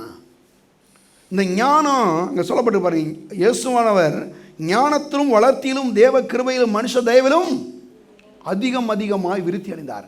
நல்லா கவனிங்க, இயேசு கிறிஸ்து 12 வயசில் அவர் எங்கே போய் உட்கார்ந்துருக்காரு? 12 வயசில் பிள்ளைகள் இன்றைக்கி எங்கெங்கேயோ போகுது. பிள்ளைய அப்பா அம்மா சொல்கிற எதுவுமே கேட்காம என்னத்தான் பண்ணிகிட்டு இருக்கு, என்னமா பண்ணிகிட்டு இருக்கு இல்லையா? ஆனால் இவர் 12 வயசில் எங்கே உட்காந்துருக்காருன்னா, பெரிய பெரிய வேத பாரகர்கள் பைபிளை இந்த 10 புத்தகங்கள் இருக்கு இல்லையா, தோரான்னு சொல்லுவாங்க.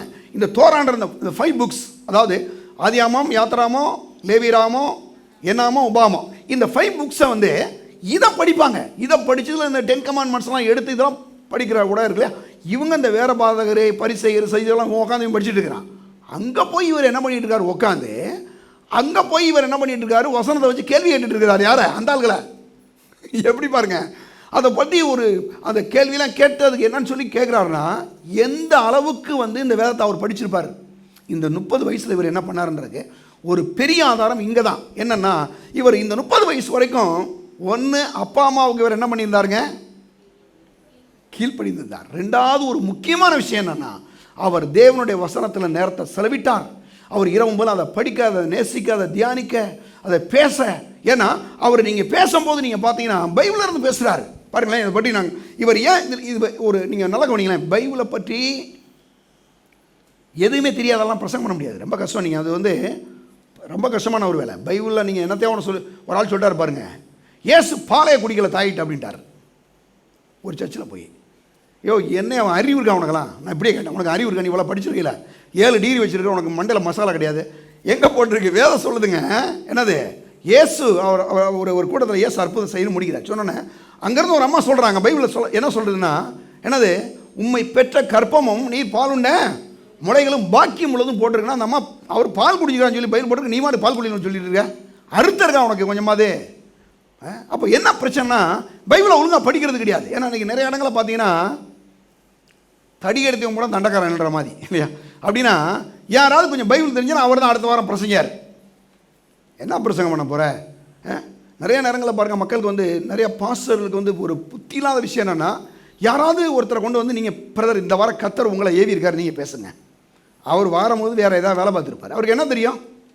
ஏங்க இதுக்கு மணிக்கணக்கில் படிக்கணுங்க, நிறைய படிக்கணும். படிக்கலைன்னா ஒன்றுமே பண்ண முடியாது.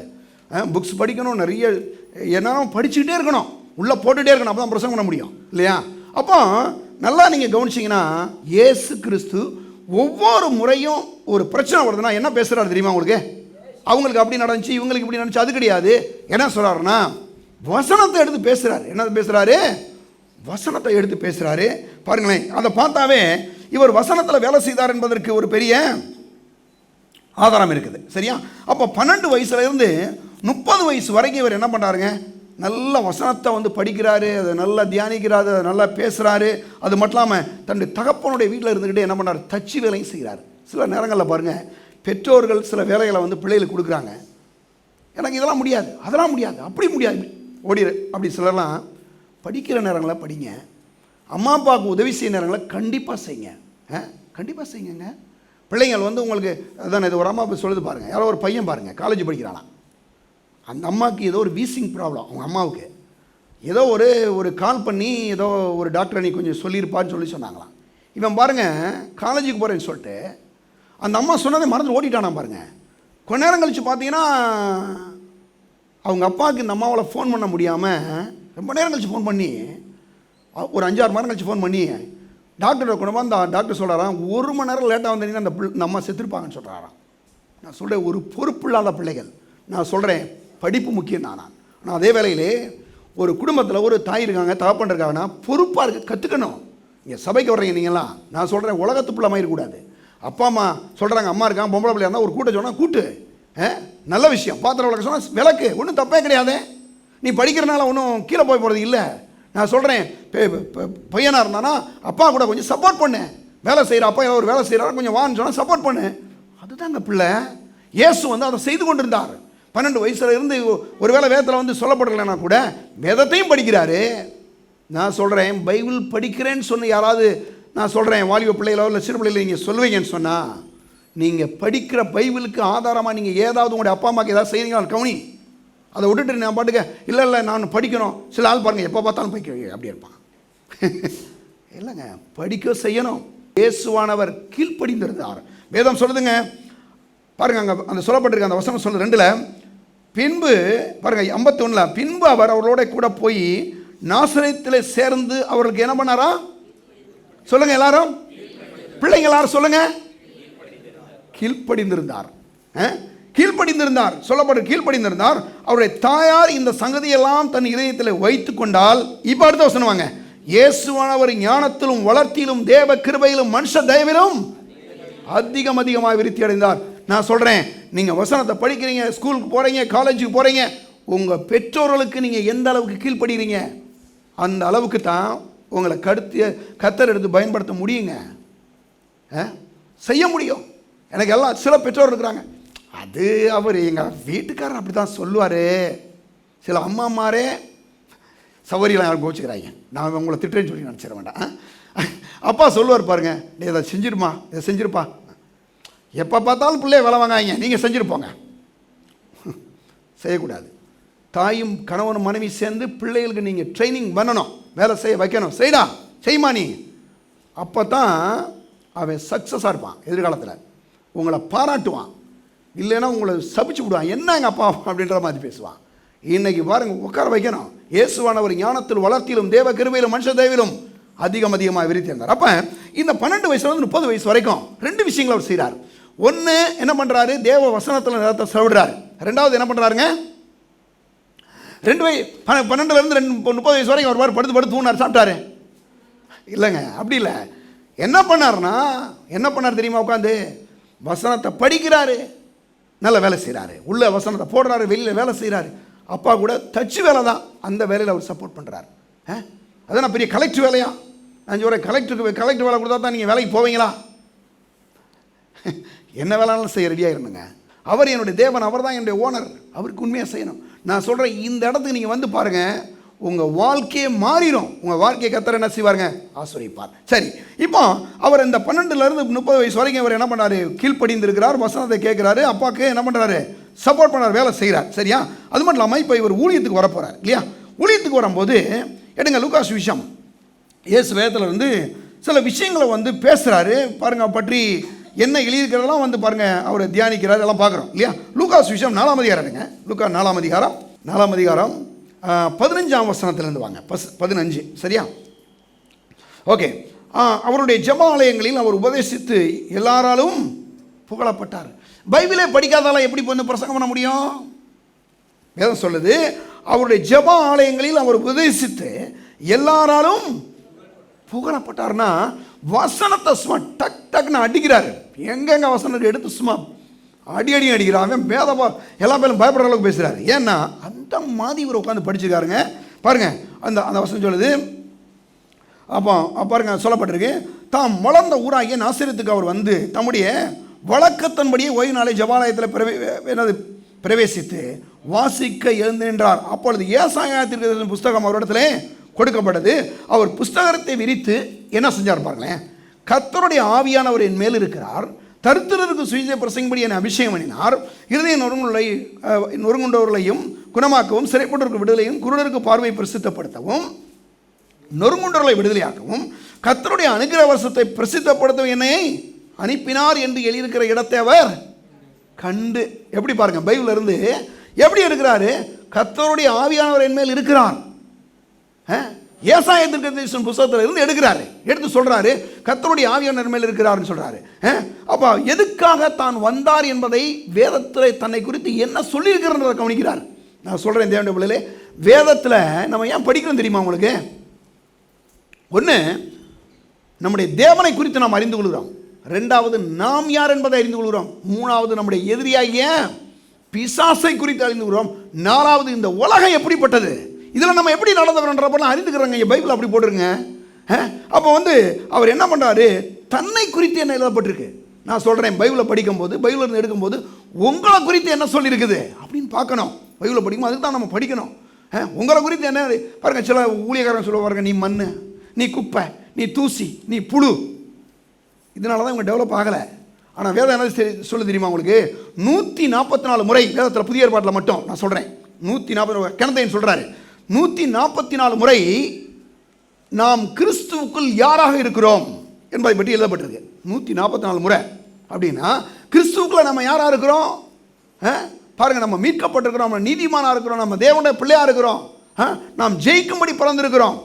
இப்படி வந்து 144 முறை வந்து புதிய ஏற்பாட்டில் மட்டும் சொல்ல எழுதப்பட்டிருக்கு. அப்போ அப்படின்னா அதுதான் நம்ம மாதிரியை தவிர, நீ மண், நீ பூச்சி, நீ புழு, நீ குப்பை. மக்களுக்கு என்ன ஆயிருதுன்னா, குப்பான்னு கேட்டே குப்பை புத்தியே வந்துடுது. ஆனால் நான் சொல்கிறேன், நம்ம யாரும் தெரியுமா? தேவனுடைய பிள்ளைகள். நாம் வந்து நீதிமான்கள், நாம் பரிசுத்தவான்கள், நாம் தேவனால் மீட்கப்பட்டிருக்கிறோம், நாம் தேவனுடைய பிள்ளைகள். இங்கே இதை பற்றி பார்க்கணும். இப்போ இயேசு சொல்கிறார், தன்னை குறித்து வேதத்தில் என்ன எழுதப்பட்டிருக்கு என்பதை குறித்து அவர் வந்து படிக்கிறாரு. படிச்சுட்டு இப்போ வந்து அதான் பேசுகிறாரு. சரியா? ஓகே. அதில் பார்த்தீங்கன்னா, அதில் 21ஆம் வசனம் வரைக்கும் வந்து போகும்போது அவர் என்ன சொல்கிறார் பார்த்தீங்கன்னா, நீங்கள் வீட்டிலே கொஞ்சம் பாருங்கள், வீட்டில் கொஞ்சம் போய் படிச்சுக்க நிறையா. சரியா? அவர் 21 வாசித்து புஸ்தகத்தை சுருட்டி பணிவிடைக்காரத்தை கொடுத்து உட்கார்ந்தார். ஜெபாலயத்தில் உள்ள எல்லாருடைய கண்களும் அவர் மேல் நோக்கமாக இருந்தது. வாசித்து சுருட்டி என்ன பணிவிடைக்காரத்தில் கொடுத்தார்கள். ஜெபாலயத்துள்ள எல்லாருடைய கண்களும் அவர் மேலே நோக்கமாக இருந்தது. பிரசங்கம் பண்ணும் போது இந்த பிரசங்கத்தின் மேலே நோக்கத்தை காமிங்க இருக்கணும். அடுத்து சொல்கிறாரு பாருங்க, அங்கே சொல்லப்பட்டிருக்கு 21ஆம் வசனத்தில், அப்பொழுது அவர்களோடு பேசத் தொடங்கி, உங்கள் காதுகள் கேட்க இந்த வேத வாக்கியங்கள் இன்றைய தினம் நிறைவேறிச்சு என்றார். சொல்கிறாரு இயேசுக்கு, சொல்கிறாரு அந்த கர்த்தருடைய ஆவியானவர் மேல் இருக்கிறார்னு சொல்கிற அந்த விஷயம் இருக்கு இல்லையா, அது இன்னைக்கு நிறைவேறிடுச்சு. அந்த சொல்லப்பட்ட அந்த யார்? ஆண்டவராக இயேசு கிறிஸ்து உங்களை விடுதலையாக்கக்கூடியவர். கர்த்தருடைய ஆவியானவர் மேல் இருக்கிறார், தரித்திரருக்கு சுவிசேஷ பிரசங்கிப்படி என்னை அபிஷேகம் பண்ணினார், இருதயம் நொறுங்குண்டலை குணமாக்கும், சிறைப்பட்டவருக்கு விடுதலையும், குருடருக்கு பார்வை பிரசித்தப்படுத்தவும், கர்த்தருடைய அனுக்கிரக வருஷத்தை பாருங்கள் சொல்கிறார் பாருங்கள், குருடருக்கு பார்வை பிரசித்தப்படுத்தவும், நொறுங்குண்டலை விடுதலையாக்கவும், கர்த்தருடைய அனுக்கிரக வருஷத்தை பிரசித்தப்படுத்தவும் என்னை அனுப்பினார் என்ற என்னது என்று எழுதியிருக்கிற இடத்தை அவர் கண்டார். கண்டு இன்னைக்கு நிறைவேறிச்சின்னு சொல்கிறாரு. நான் வந்துட்டேன், இதை நிறைவேற போகுது, இது நிறைவேறிடுச்சு அப்படின்னு சொல்கிறாரு. அப்போ நான் சொல்கிறேன், தேவனுடைய பிள்ளைகளே, ஆண்டவராக இயேசுவை போல நாமும் கூட நம்மை குறித்து இந்த வேதம் என்ன சொல்லுகிறதோ அதை கண்டுபிடிச்சு அதிக வாழ்க்கையில் நிறைவேற வேண்டும் என்று நம்ம என்ன பண்ணுங்க, விசுவாசிக்கணும். யாராவது ஒருத்தன் உங்களை ஒன்றும் இல்லைன்னு சொல்லிட்டான், உங்களை ஒரு குப்பைன்னு சொல்லிட்டான். சில ஆள்லாம் பாருங்கள், சில சொந்தக்காரங்களாம் இருக்கான், உங்களை பார்க்கும்போதே ஒரு மாதிரி பார்ப்பான், அற்பமாக பார்க்குற மாதிரி. நான் சொல்கிறேன், அவனை மாதிரி கத்தர் பார்க்குறது இல்லைங்க. உங்களை எப்படி பார்க்குறாரு தெரியுமா? வானத்தை உண்டாக்கின தேவாதி தேவன் உங்களை தம்முடைய சொந்த பிள்ளைகளாக, உங்களை ராஜாக்களாக, ஆசாரியர்களாக, நீதிமான்களாக, பரிசுத்தவான்களாக தேவன் பார்க்கிறார். அது மாதிரி வேதத்தில் நீங்கள் பாருங்கள் உங்களை குறித்து, சரியா? அப்போது அப்படி தான் இயேசு பார்த்தார். சரி, அப்போ வந்து இயேசு பார்க்குற அடுத்து அதாவது இன்னும் ஒரு வசனம் போகலாம். இயேசு பாருங்கள், ஏன் வந்து இன்றைக்கு மக்கள் வந்து இந்த இயேசு வந்து வேலை செய்யலாம் பார்க்குறோம் இல்லையா? அவர் செய்கிறாரு, அவரை பற்றி என்ன சொன்னால் பார்த்தோம். இன்றைக்கி ஏன் வந்து மக்களுக்கு வந்து பொதுவாக வேலை செய்ய ஏன் வந்து அவங்களுக்கு மனசு வர மாட்டேங்குது தெரியுமா? அவங்களுக்கு என்னென்னா, அதாவது தாங்களை குறித்து என்னது ஒரு என்ன கிடையாது, நல்ல ஒரு அறிவு கிடையாது. நல்ல அறிவு இல்லைன்னா, நான் செஞ்சால் அந்த காரியம் என்னது சக்ஸஸ் ஆயிரும், எனக்கு வந்து அவ்வளோ கடவுளை நீ ஆசீர்வதிச்சிருக்கிறார், என்னால் முடியும் அப்படின்ற தாங்களை குறித்து தாங்களுக்கே ஒரு உயர்ந்த எண்ணம் இல்லை. நம்ம ஒவ்வொருவருக்கும் ஒரு உயர்ந்த எண்ணம் நம்மளை குறித்து இருக்கணும். என்னென்னா, நான் செய்வதெல்லாம் வாய். எங்கள் ஒரு தடவை தப்பாக போனால் பரவாயில்ல, விடுங்க. ஒரு தப்பாக போனால் பரவாயில்ல. நம்ம எல்லோரும் இப்போ பாருங்கள், கார் வாங்கினேன். நான் முதல்ல ஒரு கார் வாங்கினேன், இது 3வது கார் இப்போ வாங்கியிருக்கிறது. ஒரு காரை வாங்கி பாருங்கள், ரிவர்ஸ் எடுத்தேன் பாருங்கள். ரிவர்ஸ் எடுத்தால் சர்ச்சில் வந்து இங்கே விட்டேன், வண்டியை டமார் நடிச்சிருச்சு, ஒரு பக்கம் நெளிஞ்சு போச்சு. வாங்கின 2-3 நாளில் பாருங்கள், ஏன்னா இடிச்சிருச்சு. எனக்கு கொஞ்சம் வருத்தம் தான், எப்படி இடி போச்சேன்னு சொல்லிட்டேன். ஒரு ஆள் வந்தார், சொல்கிறார், சார் விடுங்க சார், இடிச்சிட்டு போட்டான், இனிமேல் இடிக்காது சார். அதான் சொல்கிறார், இனிமேல் இடிக்காது சார், ஒரு தடவை இடிச்சில முடிச்சு. அப்போ இடிச்சிச்சே உட்காந்து அப்படியே, ஐயோ மோதிடுச்சே, அப்படியாச்சே அப்படியே. நான் சொல்கிறேன், அதை பற்றி இல்லை, ஒரு தவறே இருக்கட்டும். நான் சொல்கிறேன், வேதம் சொல்லுது என்னது, நீதிமான் என்னதான் 7 தடவை விழுந்தா கூட எந்திரிச்சிருவானா. யாருக்கு? நமக்கு தாங்க சொல்லப்பட்டிருக்கு. சில தப்பு நடந்துருச்சு, அதுக்காக நீங்கள் ஒன்றுமே எல்லாம் போயிடுவீங்களா? இல்லை, நீ உங்களை கத்தர் தூக்கி எடுக்கிற அவர் ரெடியாக இருக்கார். பிசா சொல்லுவான், இதோட சாப்டர் க்ளோஸ் அப்படின்வா. இல்லை, இப்போ சாப்டர் க்ளோஸ் நீ சொல்ல, இப்போ எங்கள் சாப்டர் இப்போ அவர் ஸ்டார்ட் பண்ணுறாரு, அப்படி சொல்லுங்கள் நீங்கள். அப்போ நான் சொல்கிறேன், தேவனுடைய பிள்ளைகளே பாருங்கள், நம்மளை குறித்து நமக்கு ஒரு நல்ல உயர்ந்த என்ன செய்யட்டும் இருக்கட்டும், அப்போ தான் நல்லா வேலை செய்ய முடியும், சரியா? ஏதாவது இன்னொரு விஷயத்தை கவனிக்கும் போது, இயேசு வந்து அவர் ஆபிரகாமின் சந்ததி என்பதை அறிந்து வைத்திருந்தபடியால் அவர் என்ன பண்ணுறாரு, ஒரு முறை இயேசு வந்து ஒரு சர்ச்சுக்கு போகிறாரு. அங்கே என்ன நடக்குதுன்னு பாருங்களேன். போகும்போது லூக்கா சுவிசேஷம் 13ஆம் அதிகாரம் எல்லோரும் எடுங்க. லூக்கா 13ஆம் அதிகாரம் அப்படியே திருப்புங்களேன். இயேசு அங்கே போய் என்ன செய்கிறாருன்னு பார்ப்போம். 13ஆம் அதிகாரத்தில் 11ஆம் வசனத்திலேருந்து 17ஆம் வசனம் வரைக்கும் எடுங்க. அப்பொழுது 18 வருஷமாய் பலவீனப்படுத்தும் ஆவியை கொண்ட ஒரு ஸ்திரீ அங்கே இருந்தாள். அவள் எவ்வளவு நிமிரக்கூடாத கூனியாக இருந்தாள். இயேசு அவளை கண்டு தம்மிடத்தில் அழைத்து, ஸ்திரீயே, உன் பலவீனத்தினின்று விடுதலையாக்கப்பட்டாய் என்று சொல்லி அவள் மேல் தமது கையை வைத்தார். உடனே அவள் நிமிர்ந்து தேவனை மகிமைப்படுத்தினாள். நல்லா கவனிங்களேன். அப்படியே சொல்லிட்டு வரும்போது, இயேசு ஓய்வு நாளை சொசமாக்கினபடியால் ஜெபாலய தலைவன் கோபமடைந்து ஜனங்களை நோக்கி, வேலை செய்கிறதுக்கு 6 நாள் உண்டே, அந்த நாட்களில் நீங்கள் வந்து சொஸ்தமாய் கொள்ளுங்கள், ஓய்வு நாளே அப்படி செய்யலாகாது என்றான். கர்த்தர் அவனுக்கு பிரதியுத்தரமாக, மாயக்காரனே, என்ன சொல்கிறாரு, இது எப்படி சொல்லலாம், மாயக்காரனே, நான் ஏமாத்துக்கார பயலே அப்படின்னு சொல்லலாம். மாயக்காரனே, உங்களில் எவனும் ஓய்வு நாளில் தன் எருதையாவது தன் கழுதையாவது தொழுவத்திலிருந்து அவிழ்த்து கொண்டு போய் அதற்கு தண்ணீர் காட்டுகிறது இல்லையா, தண்ணி குடிக்க வைக்க மாட்டானா அப்படின்னு சொல்கிறார். இதோ 18 வருஷமாய் கட்டியிருந்த ஆபிரகாமின் குமாரத்தி. யார் இந்த குமாரத்தி? இவர் ஒரு இஸ்ரவேல் பெண்ணுங்க. சொல்கிறாரு, இவ வந்து ஒரு யூத பெண்ணு, வந்து இவ ஆபிரகாமுடைய சந்ததியில் வந்தவ. சொல்கிறாரு, ஆபிரகாமின் குமாரத்தியாகிய இவளை ஓய்வு நாளிலே இந்த கட்டிலிருந்து அவிழ்த்து விட வேண்டியது இல்லையா என்றார். அவிழ்த்து விட வேண்டியது என்ன சொல்கிறாரு அப்படின்னா, 18 வருஷமா ஒரு ஆள் கூணிக்கிட்டே ஆனதா எப்படி இருக்கும் கொஞ்சம் யோசிங்களேன். ஒரு பசங்க சொல்கிறாரு, ஒரு 1/2 மணி நேரம் அப்படி கீழே குனிக்கிட்டே போங்க பாப்பா அப்படின்றாரு. நான் சொல்கிறேன், அதான் நம்ம ஊரில் சொல்கிறான் பாருங்க, தலைவலியும் வைத்த வலியும் அவனுக்கு வந்தால் தான் தெரியும் அப்படின்னா பார்த்துருக்கீங்க. இந்த சில நேரங்களில் பாருங்கள் சொல்லுவான், நம்ம தலைவலிக்குங்கன்னு சொல்லுவாங்க பாருங்க. சொல்லுவாங்க, என்ன தலைவலி தானே அப்படியா, இதெல்லாம் ஒரு பெருசா அப்படின்னு சொல்லுவாங்க பாருங்க. ஆனால் அவங்களுக்கு அந்த பிரச்சனை வந்தாங்கன்னா, இந்த அம்மாவுக்கு எத்தனை 18 வருஷமாக பிசாசு இந்த அம்மாவை குனியாக்கிட்டான். இயேசு வந்து இப்போ என்ன பண்ணுறாரு, அவன் மேலே கையை வச்சு விடுதலையாக்கி விடுறாரு. இவன் என்ன சொல்லிட்டு இருக்கான், அந்த அந்த அந்த ஜபாலய தலைவன் சொல்கிறான், ஆமாம் நீங்கள் ஓய்வு நாளில் போய் சோமாக்குறீங்க, வேறு நாளில் வந்து சோமாக்கிங்க அப்படின்றான். சொல்கிறாரு, 18 வருஷமாக பிசாசு இந்த அம்மாவை என்ன பண்ணுறான், ஆபிரகாமுடைய குமாரத்தையே கூனியாக்கிட்டான். இவர் என்ன பண்ணுறாரு, போய் தொட்டு சோமாக்குறாரு. இதை தப்புன்றான் அவன். என்ன சொல்லுங்க, பண ஆசை எல்லா தீமைக்கும் வேறா இருக்குது, பணம் எல்லாவற்றுக்கும் உதவும் என்று வேதம் சொல்லுது. பணம் எல்லாவற்றுக்கும் உதவும். அதுக்கு தான் மக்கள் இன்னைக்கு போய் எவ்வளோ கஷ்டப்பட்டு வேலை செய்கிறாங்க பணத்துக்கு. அதுக்கு தான் இந்த வேலையை இதை பற்றி பேசிகிட்டு இருக்கிறோம். அப்போ இயேசு என்ன பண்ணுறாரு, போய் அந்த அம்மாவை கட்டவிழ்த்து விடுறாரு. விட்ட உடனே அவர் இப்படி சொன்னபோது அவரை விரோதித்த அனைவரும் வெட்கப்பட்டார்கள். என்ன வேணார்களாம், வெட்கப்பட்டார். ஜனங்கள் எல்லாரும் அவரால் செய்யப்பட்ட சகல மகிமையான செய்தி குறித்து சந்தோஷப்பட்டார்கள். நல்ல கவனிங்க, ஒரு சுகம் உண்டாகும் போது இயேசு சொல்கிறாரு, இவன் யார், ஆபிரகாமின் குமாரத்தி. எங்கேருந்து படித்தாரு, வேதத்தை படிக்கிறாரு. படிச்சுட்டு சொல்கிறாரு, இவன் ஆபிரகாமின் குமாரத்தி, இவன் இந்த வியாதியில் இருக்குன்னு அவசியம் இல்லை. நான் சொல்கிறேன், இன்றைக்கி வியாதியில் யார் இருக்குன்னு அவசியம் கிடையாது. நீங்கள் உங்களோட பொருளாதாரத்தில் ஒரு கடன் பிரச்சனையோடு வாழணும் அவசியம் இல்லை. நீங்கள் நல்லா செழிப்படையணும், குடும்பமாய் நீங்கள் சேர்ந்து வாழ்வது கடவுளுடைய சித்தம். குடும்பத்தில் சில நேரங்களில் சண்டைகள் பிரச்சனை வருதான், அது இல்லாமல் ஒரு சமானமாக வாழ்வது கர்த்தருடைய சித்தங்க. ஏன் அப்படின்னு சொன்னால், இதுதான் ஆபிரகாமுடைய சந்ததியில். என்னைக்காவது ஆபிரகாம் சாராலும் சண்டை போட்டுட்டு இருந்தாங்க, நம்ம பிரியலில் பார்க்க முடியல இல்லையா? அவங்கள கடவுள் ரொம்ப சூப்பராக ஆசீர்வதிக்கிறாரு, நல்லா இருக்குது, ரொம்ப நல்லா இருக்கிறாங்க. நான் சொல்கிறேன், ஆபிரகாமுடைய வேதம் சொல்லுது என்னது, உள்ளத்தில் யூதனானவனே சொல்லுங்க அப்படின்னா, யார் ஆண்டவராக இயேசுவை ஆவியில் ஏற்றுக்கிறார் தான் யூதர்கள். இன்னைக்கு ஆபிரகாமுடைய சந்ததியாக நம்ம இருக்கிறோம். நம்ம குடும்பங்களில் சமானம் இருக்கணும், சந்தோஷம் இருக்கணும், பணம் இருக்கணும், சுகம் இருக்கணும், பாதுகாப்பு இருக்கணும், பிள்ளைகள் இருக்கணும், பிள்ளைகள் ரொம்ப சூப்பராக வளரணும். ஆனால் கர்த்தர் சொல்கிறார், ஞானத்தில் வளர்த்திலும் தேவ கருவிலும் மனுஷன் தெய்விலும் இயேசுவானார் அதிகமாக விருத்தி அடைந்தார். அதுபோல் உங்கள் ஒவ்வொருடைய பிள்ளைகளை விருத்தி அடையணும். சரியா? அப்போ நான் சொல்கிறேன், இங்கே போய் அவர் வந்து சோமாக்குறாரு. 17ஆம் வசனத்தில் நீங்கள் பார்க்கும்போது, அவர் இப்படி சொன்னபோது அவரை விரோதித்திருந்த அனைவரும் வெட்கப்பட்டார்கள். ஜனங்கள் எல்லாரும் அவரால் செய்யப்பட்ட சகல மகிமையான செய்தி குறித்து சந்தோஷப்பட்டார்கள். நல்ல கவனிங்க, இயேசு போய் ஊழியம் செய்கிறாரு, அப்பா அம்மாட்ட இருந்து வேலை செய்கிறாரு, அப்பையும் அந்த குடும்பத்தில் நல்ல ஒரு சந்தோஷம் தான். இப்போ ஊழியத்துக்கு வந்திருக்கிறாரு, ஊழியத்துக்கு வந்தால் சந்தோஷம் உண்டாகுது. காணா ஒரு கல்யாணம் நடக்குதுங்க. கல்யாணத்தில் திராட்சரசம் இல்லை, ஆனால் ஆண்டவர் என்ன பண்ணார் தெரியுமா உங்களுக்கு, தண்ணீரை திராட்சரசமாக மாற்றினார். வேதம் சொல்லுது, லூக்கா பாருங்கள், யோவான் 2ஆம் அதிகாரத்தில் அந்த அற்புதம் நடந்த மாத்திரத்தில் நீங்கள் பாருங்கள், எடுங்க யோவான் 2ஆம் அதிகாரம், சும்மா டக்குன்னு திருப்பிங்க, அங்கே சொல்லப்பட்டிருக்கு பாருங்கள்.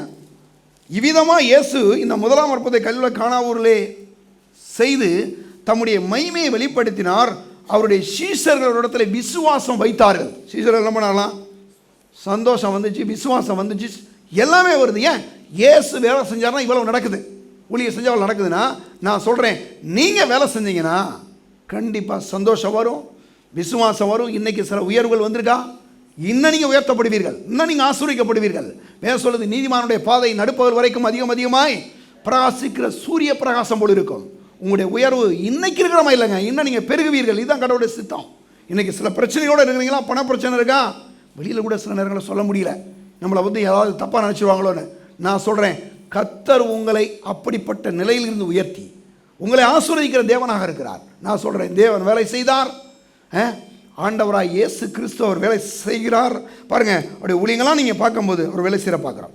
7 பாயிண்ட் பார்த்துருக்குறோம். அடுத்த வாரம் கண்டினியூ பண்ணுவோம். நிறையா நான் எழுதிட்டு வந்துட்டேன், 2-3 பக்கம் எழுதிட்டு வந்துட்டேன். நான் பிரசங்கம் பண்ண ஆரம்பிச்சுட்டு நேர பிரச்சனை தான் எனக்கு பெரிய பிரச்சனை ஆகிடுது.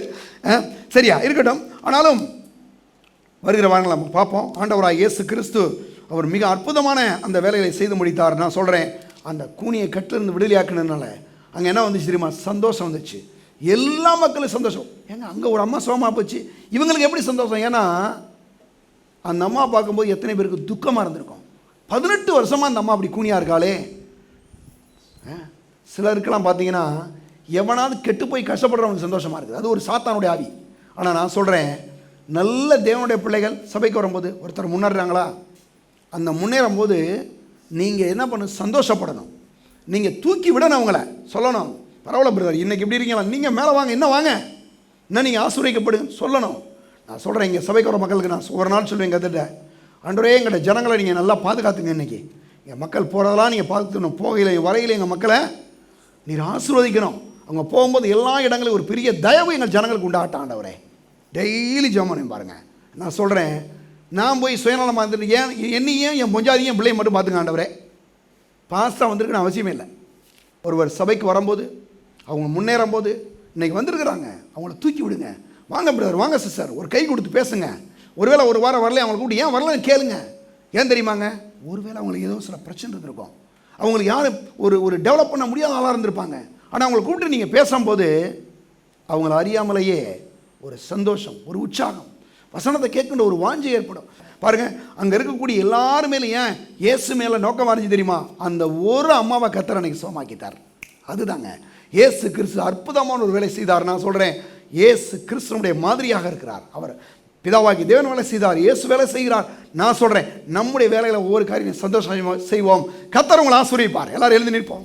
பரலோக பிதாவே, நம்மை துதிக்கிறோம். உடைய விலையேற பெற்ற ரத்தத்தை மீண்டுமாக நம்முடைய பிள்ளைகள் மேலே தெளிக்கிறோம். உடைய பிள்ளைகள் ஒவ்வொருவரையும் நீர் ஆசீர்வதிக்க முடியாது நாங்கள் ஜெபிக்கிறோம் கர்த்தாவே. ஆமாண்டவரே, நம்மை துதிக்கிறோம். பிதாவாகி தேவனை நீர் வேலை செய்தீர். ஆண்டவராய் இயேசு அவர் ஊழியத்தை வேலை செய்தது போல இந்த நாட்களிலே உண்மையாய் உத்தமமாய் கர்த்தாவை வேலை செய்யும்படி எங்களை குறித்து வேதம் என்ன சொல்லுகிறதோ அவைகளின்படி இந்த உலகத்தில் வாழ ஆவியானவரே எங்களுக்கு உதவி செய்வீராக. ஆமாண்டவரே, இந்த நாட்களில் கர்த்தாவுடைய நாமத்தை மகிமைப்படுத்த ஜனங்களாய், ஆண்டவரை மகிமைப்படுத்தக்கூடிய ஜனங்களாய் ஆண்டவரே எங்களை ஒவ்வொருவரையும் எடுத்து ஆசீர்வதிப்பீராக. உடைய பிள்ளைகள் ஒவ்வொருவரையும் ஆசீர்வதியும். எந்த தேவையோடு உடைய பிள்ளைகள் வந்தாலும் உடைய தேவையில் அறிந்திருக்கிற தெய்வம் உடைய தேவையில் எல்லாம் சந்தியும். என் ஜனங்கள் ஒருபோது வைக்கப்பட்டு போறேன்னு சொன்னேன். ஆமாண்டவரே, நம்முடைய ஜனங்களில் ஆண்டவரே இந்த உலக மக்கள் மத்தியில் வைக்கப்படாதபடி உடைய மக்களை ஆசீர்வதிக்கிற தேவனா இருக்கிறதுக்காக நன்றி. இயேசுவின் நாமத்தில் ஜெபிக்கிறோம் பிதாவே, ஆமென். நம்முடைய கர்த்தராகிய இயேசு கிறிஸ்துவின் கிருபையும் பிதாவாகிய தேவனுடைய அன்பும் பரிசுத்த ஆவியானுடைய ஐக்கியமும் இப்பொழுதும் எப்பொழுதும் நம்மோடு கூட இருப்பதாக. ஆமென். இயேசு ராஜாவுக்கே ஜெய், இயேசு ராஜாவுக்கே ஜெய், இயேசு ராஜாவுக்கே ஜெய். கர்த்தர் உங்களை ஆசீர்வதிப்பார்.